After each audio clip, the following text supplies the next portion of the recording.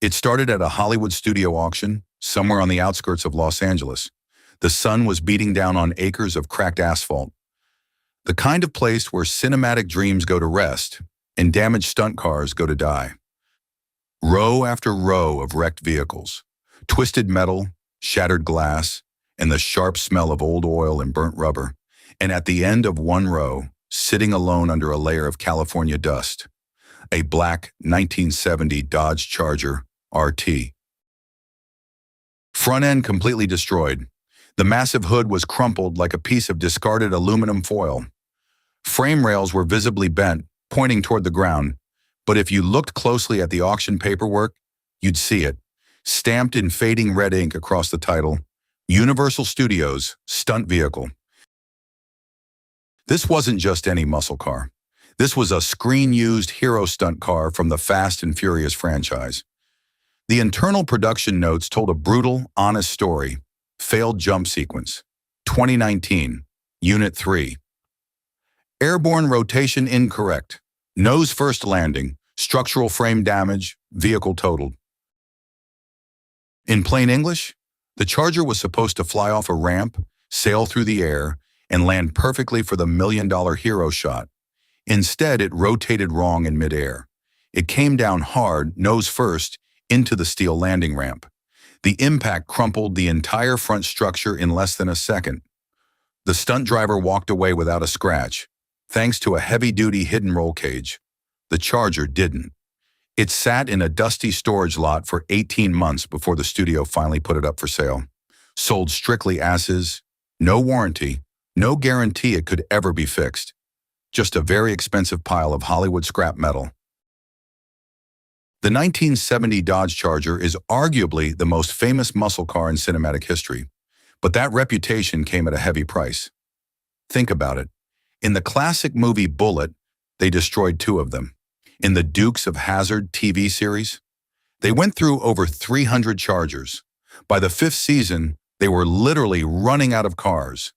Production teams had to scout private owners, paying insane premium prices just to find another General Lee to jump and crash on television. Then came the Fast and Furious era. While the first movie used some fiberglass replicas to save money, the later sequels demanded real Detroit steel for the heavy hits. Industry estimates suggest the franchise has destroyed at least 20 original 1968-1970 Chargers. These were legendary matching numbers cars worth a fortune, turned into twisted metal for just 4 seconds of screen time. So, why the 1970 Charger specifically? Designers call it aggressive proportions. The Coke bottle styling, where the rear fenders swell out to house massive tires. The long hood, the wide, menacing stance, and those iconic hidden headlights. It looks like it's doing 100 miles an hour while sitting perfectly still in a parking lot. Under the hood of this particular wreck sat the heart of the beast, the 440 Magnum, a 7.2-liter V8. Back in the day, Chrysler officially rated it at 375 horsepower to keep the insurance companies quiet. But everyone in the street racing scene knew the truth. It was pushing well over 420. The 440 was a pure torque monster, 480 pound-feet of raw power, and all that power was sent through Chrysler's legendary 727 TorqueFlite automatic transmission, straight to a heavy-duty rear axle, a drivetrain built like a bank vault. Dodge built this car for one thing, straight-line street domination, but the Charger was heavy, 4,200 pounds of steel. So when all that weight comes down from a 12-foot jump and lands directly on the nose, the suspension bottomed out instantly, and the heavy frame rails buckled like paper. Most professional builders at that auction saw a lost cause, but one mechanic stopped. He wiped the dirt off the dashboard and checked the VIN plate. 1970 RT, original 440 car, factory TX9 tuxedo black paint code. And then the kicker, it was a movie car. A screen-used stunt car isn't just a vehicle. It's a collectible piece of pop culture history. If you can save it, the value triples. The bidding started at a modest $5,000. It didn't stay there long. $12,000, $15,000, $18,000. Final hammer price, $21,500, a massive gamble for a car that couldn't even roll onto the transport trailer. Back at the shop, the real work began. Total disassembly. Every bolt, every wire, every piece of trim. And as we pulled the interior apart, we found the Hollywood secrets. Hidden camera mounts welded under the dash, extra wiring for pyrotechnics, a handful of blank shell casings under the passenger seat. We stripped it down until we were left with nothing but a bare wounded chassis. That's when you truly see the violence of the crash.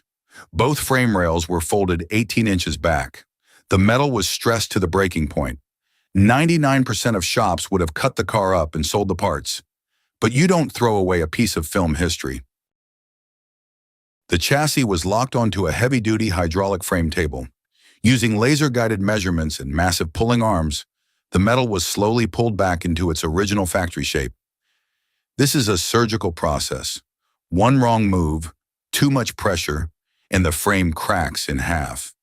After 6 agonizing hours of pulling, releasing, and measuring, it was straight. Within 2 millimeters of the day, it left the assembly line in 1970. To finish it off, the stress points were reinforced with custom TIG-welded steel plates. It was now structurally stronger than it was before the crash. While the body was in surgery, the big 440 Magnum was on the engine stand.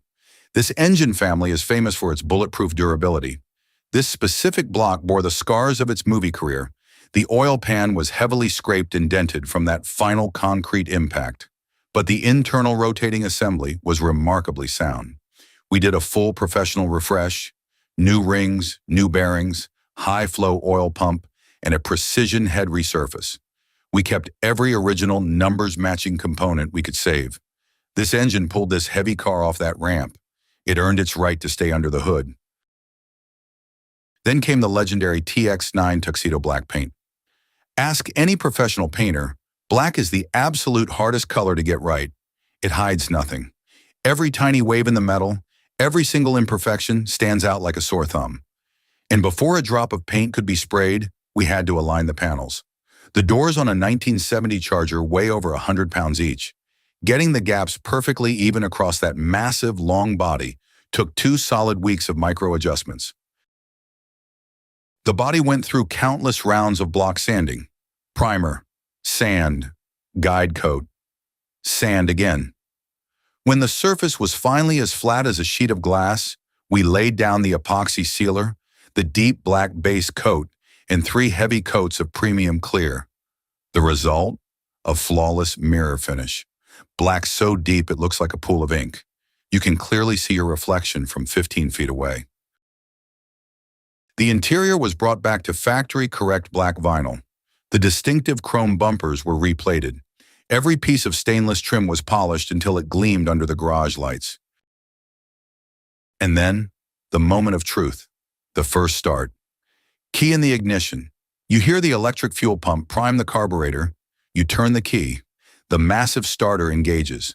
The 440 turns over twice, and then it roars to life. The deep, rhythmic lope of the V8 echoing off the shop walls.